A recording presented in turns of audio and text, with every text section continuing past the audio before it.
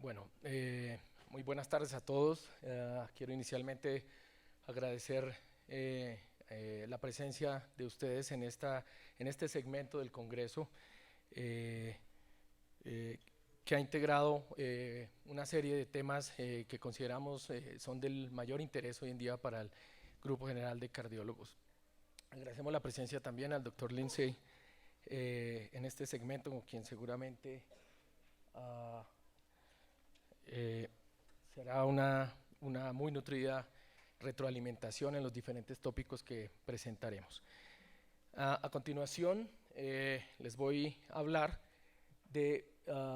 cómo mejorar los resultados del procedimiento de ablación de fibrilación auricular realizada de manera percutánea con catéteres.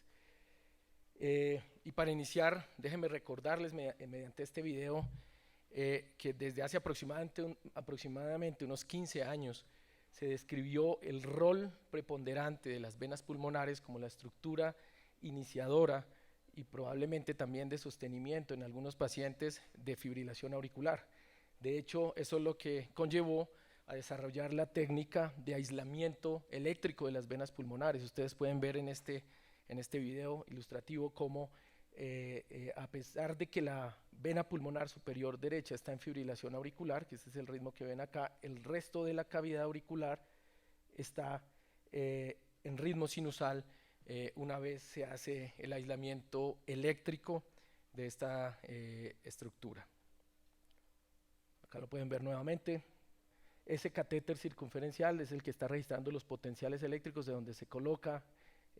dicho catéter, y pueden ver el ritmo sinusal fuera de la zona de aislamiento y en fibrilación auricular la vena pulmonar superior derecha. Muy bien,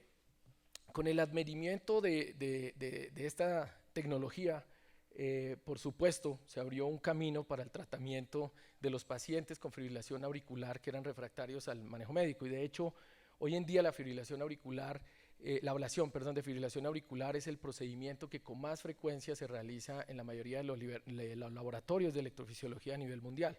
Esta es una encuesta que nos muestra la tasa de los pacientes hospitalizados año tras año por fibrilación auricular que han ido a procedimiento de ablación con catéter, y vemos cómo el incremento en los números es sustancial año tras año, casi de un 15% por año. Ya el doctor Lindsay mostró este slide, pero solamente quiero mencionarles que el crecimiento en los volúmenes de este tipo de procedimiento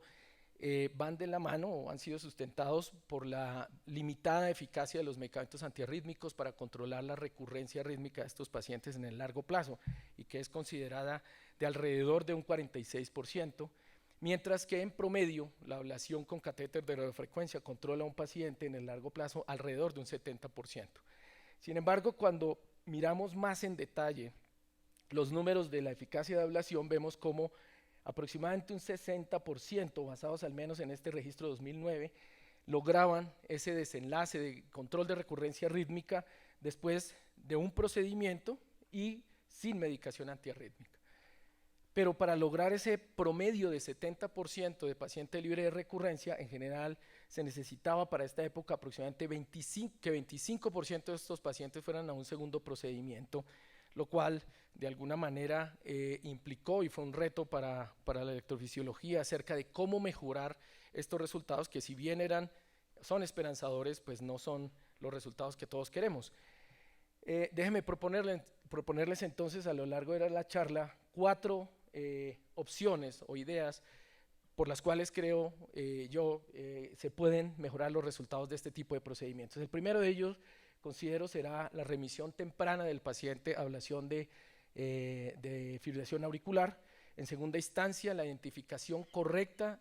e individualizada de los mecanismos que originan y sostienen la arritmia según la clase de patología que tenga el paciente y el tipo de fibrilación auricular que padezca. Igualmente, una propuesta es que el uso de la tecnología adecuada que se relacione con la obtención de los mejores resultados clínicos, evidentemente mejorará los resultados en general de este procedimiento, y finalmente el control de los factores de riesgo cardiovascular. Hablemos entonces de por qué hoy en día consideramos que la remisión temprana del paciente al procedimiento puede mejorar los resultados clínicos. Este es un estudio publicado de manera reciente en el cual se analizaron 4.535 pacientes que fueron de manera consecutiva al procedimiento de ablación de fibrilación auricular y se hizo un análisis estratificado dependiendo del tiempo en que se hizo por primera vez el diagnóstico de fibrilación auricular y el tiempo que transcurrió en que el paciente fuese al procedimiento de ablación de fibrilación auricular. Y se dividieron los resultados en estos estratos, de 30 a 180 días del diagnóstico de fibrilación a su ablación, de 181 a 545, de 546, etcétera, etcétera. Lo interesante del estudio es que muestra cómo en los grupos en quienes se retrasó más el ir al procedimiento después de haberse hecho el diagnóstico de fibrilación auricular, el riesgo de muerte incrementó significativamente y de manera progresiva. Lo mismo, la posibilidad de tener recurrencia arrítmica, por supuesto, y además la tasa de eventos embólicos, así como admisión de falla cardíaca. De hecho, cuando se analizaron los resultados del procedimiento de ablación, dividido por estos estratos, se vio una tendencia a incremento en el número de recurrencias de la arritmia después del procedimiento en los pacientes que tuvieron la ablación de manera más tardía. Potencialmente, estos resultados tendrían que ver con la aparición de remodelamiento estructural a medida que el paciente hace la evolución de su arritmia. Aquí tenemos, por ejemplo, unas imágenes de resonancia nuclear magnética que resaltan en verde los depósitos, la fibrosis del paciente, de una paciente de 78 años con fibrilación auricular paroxística que tenía un episodio al mes. Y miren la cantidad de fibrosis, como es mucho mayor en la misma paciente cuando sus episodios empezaron a aparecer de manera semanal. Potencialmente, esto podría derivarse a las diferencias que pueden existir entre un paciente con fibrilación auricular paroxística cuando evoluciona a hacerse persistente de menos de un año y aún más con persistencia de más de un año, en quienes esperamos mayor dilatación auricular, mayor remodelamiento estructural con mayor cantidad de fibrosis y por supuesto mayor dificultad para lograr el control de la arritmia. Las diferencias entre ablactar un paciente con fibrilación auricular paroxística a uno que ya es persistente o largamente persistente, pues se pueden ver en este recuadro. Los resultados promedios de la ablación de fibrilación auricular paroxística, la tasa de éxito es de aproximadamente 74.9%, mientras que empieza a decrecer muy rápidamente cuando el paciente es persistente y cuando es persistente de larga evolución. Esto se ve reflejado en las últimas guías de manejo de fibrilación auricular y de ablación de fibrilación auricular, las cuales, en comparación con las del 2012 o las previas, han promovido cada vez más la realización temprana del procedimiento. Y como lo mencionó el doctor Lindsay, hoy en día tenemos una indicación 2A para ablación de fibrilación auricular paroxística en pacientes incluso previamente al inicio de tratamiento antiarrítmico clase 1-3. Hay que tener cuidado con esta indicación porque tiene, digamos, algunos peros. En principio, el paciente debe ser joven, menor de 50 años, no debe tener estructuralidad, debe ser sintomático, la fibrilación debe ser paroxística y además debe ser realizado el procedimiento en un centro de alta experiencia. Muy bien. Hablemos algo acerca de cómo la identificación apropiada de los mecanismos de la arritmia podrían impactar positivamente los resultados clínicos. Desde hace, digamos, más de una década se reconoció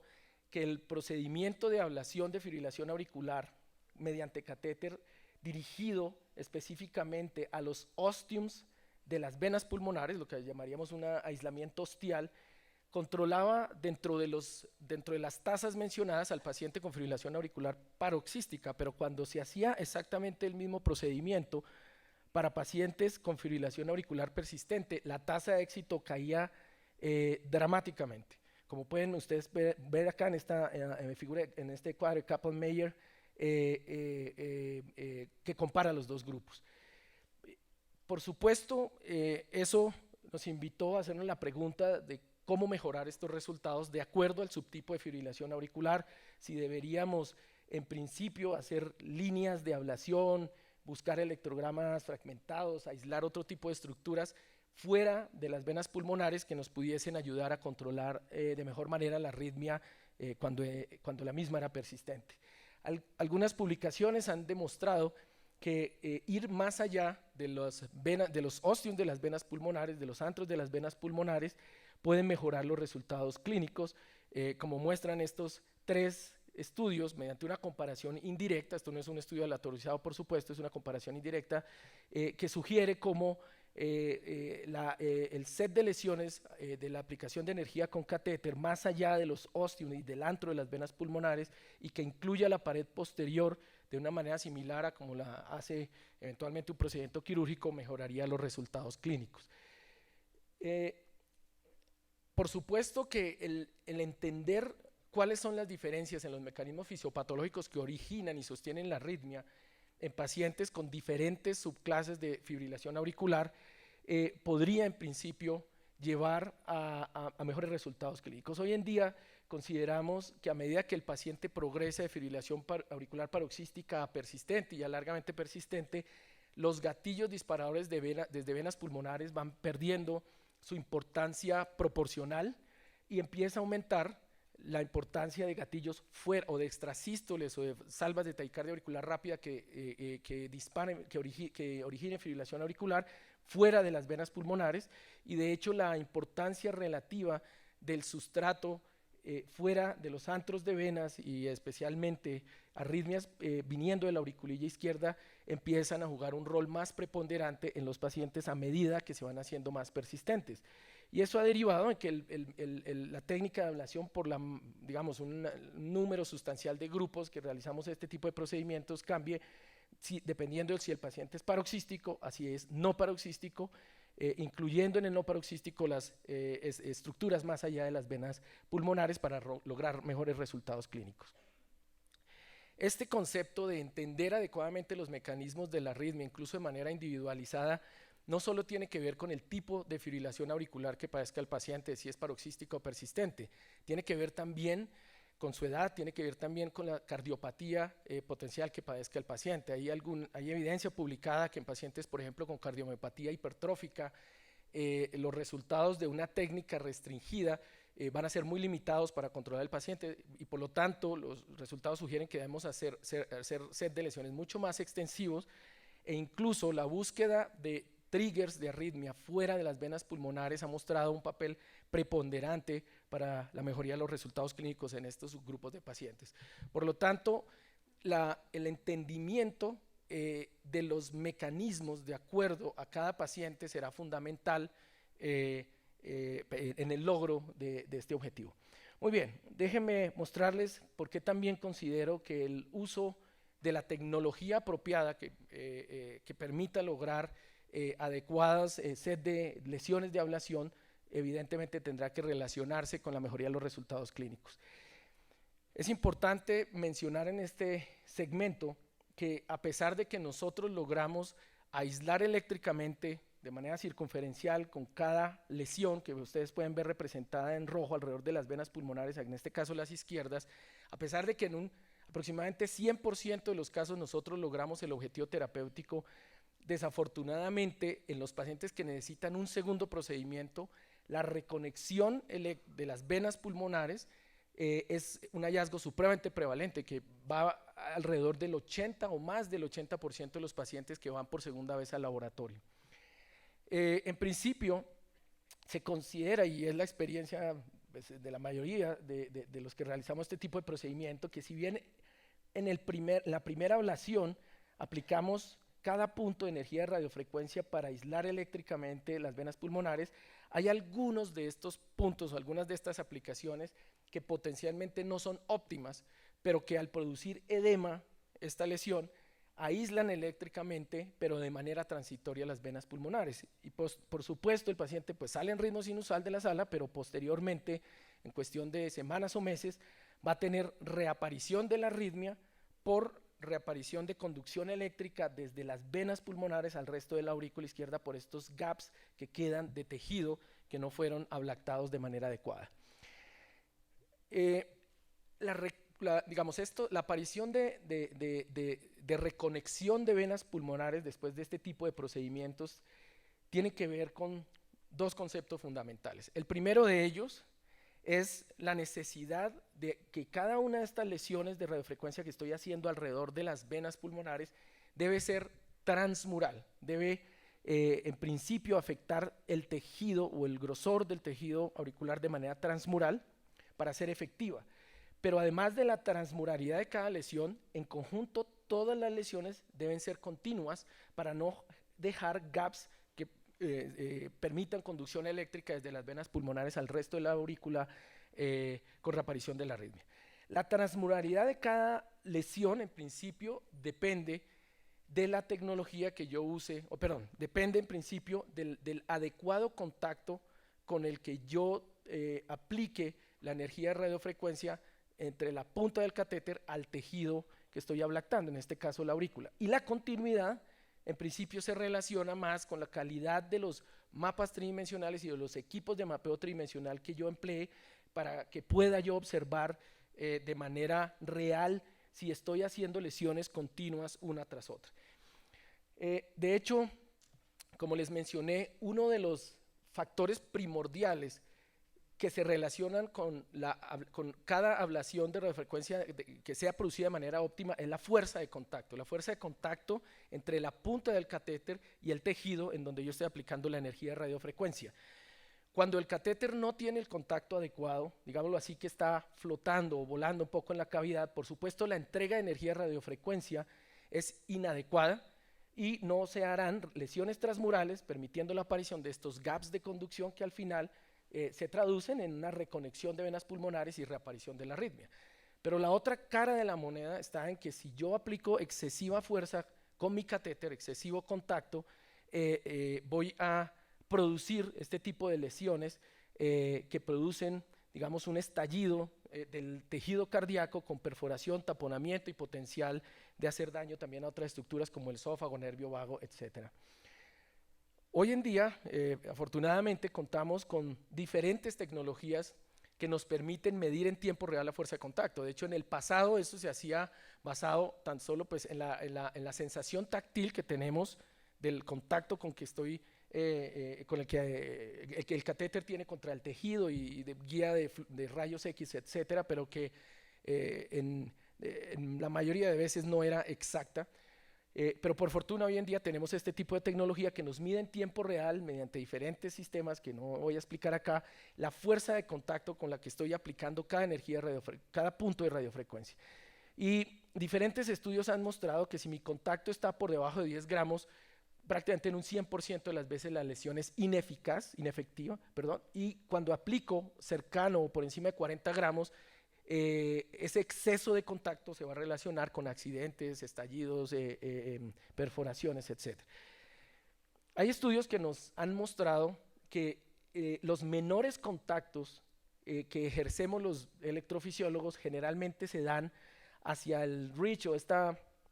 prominencia que separa la auriculilla izquierda en una vista endoscópica, la aurícula izquierda de las venas pulmonares izquierdas. Como pueden ver ustedes en azul, el contacto de menos de 10 gramos, que es el que se relaciona con procedimientos ineficaces, se ejerce en esta zona. Estas son las venas izquierdas, aquí estaría la auriculilla izquierda, aquí las venas, este es este ridge que se representa también acá. ¿Por qué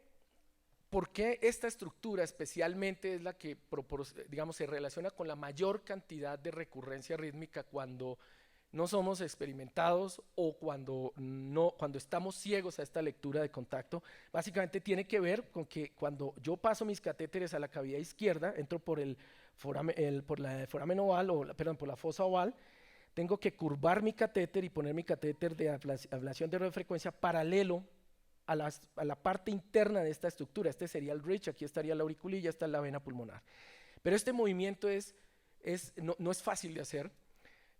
Y de hecho lo voy a demostrar en este video. Este es un video de uno de nuestros casos en donde vemos cómo aquí la auriculilla del mapeo tridimensional fue extraída. Esta es la vena pulmonar superior izquierda y vemos el catéter tratando de hacer ablación en esta estructura. Aquí vemos el video de ecografía intracardíaca. Aquí está la auriculilla izquierda, la vena pulmonar, y vemos que esa estructura es muy delgada en este caso, y estabilizar el catéter en contra de esa estructura para hacer una adecuada entrega de energía no es fácil.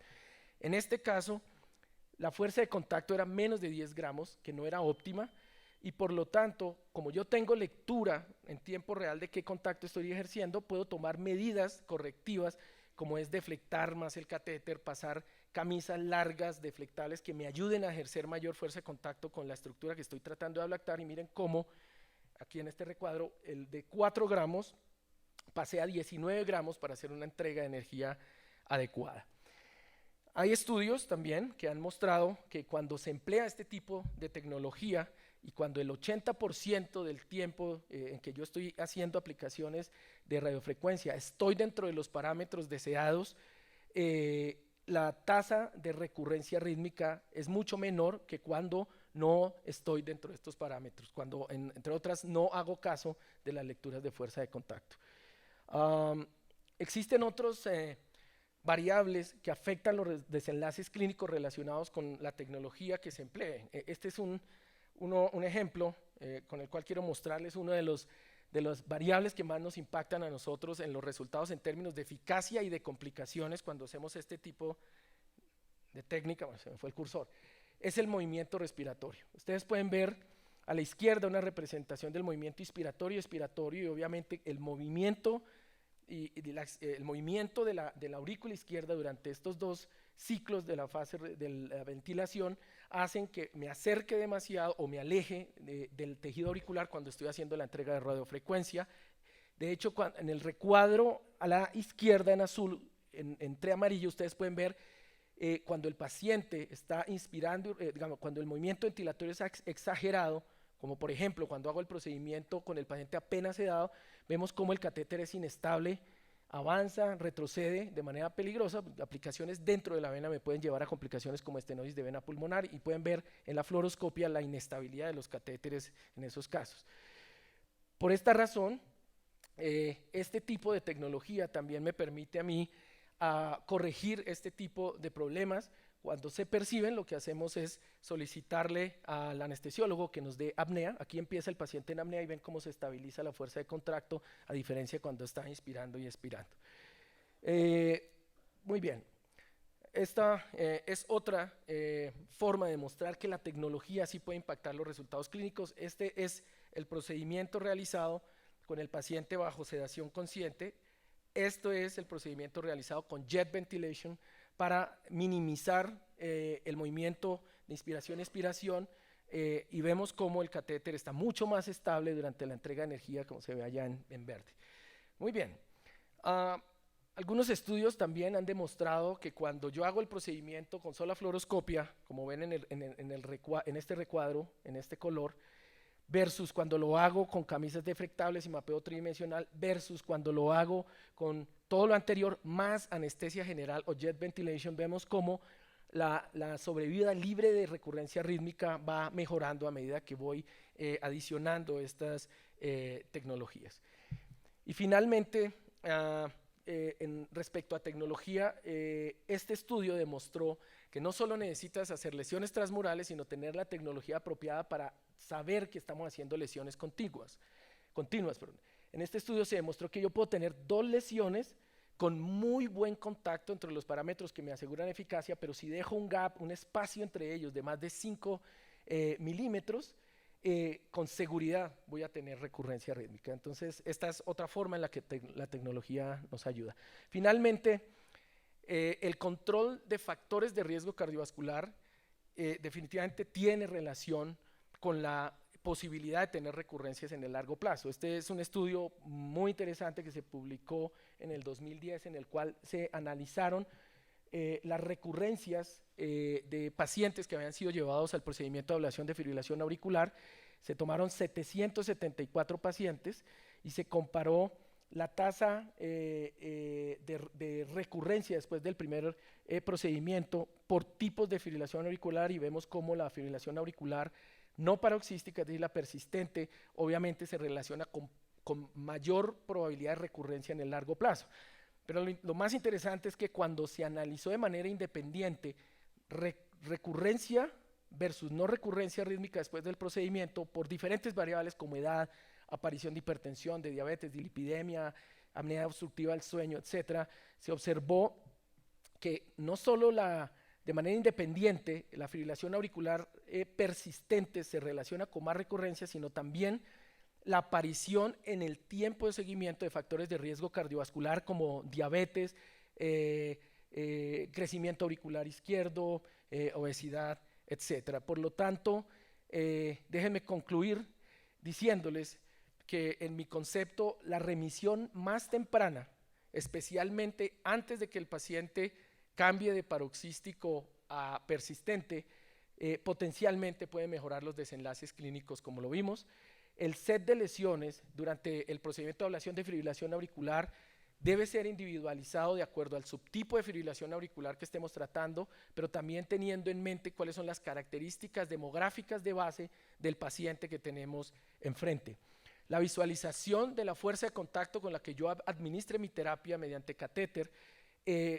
mejora la eficacia del procedimiento, la seguridad del mismo. Y finalmente, el control de los factores de riesgo cardiovascular necesariamente debe ser parte del manejo integral del paciente con fibrilación auricular si queremos asegurar un buen resultado en el largo plazo. Muchas gracias.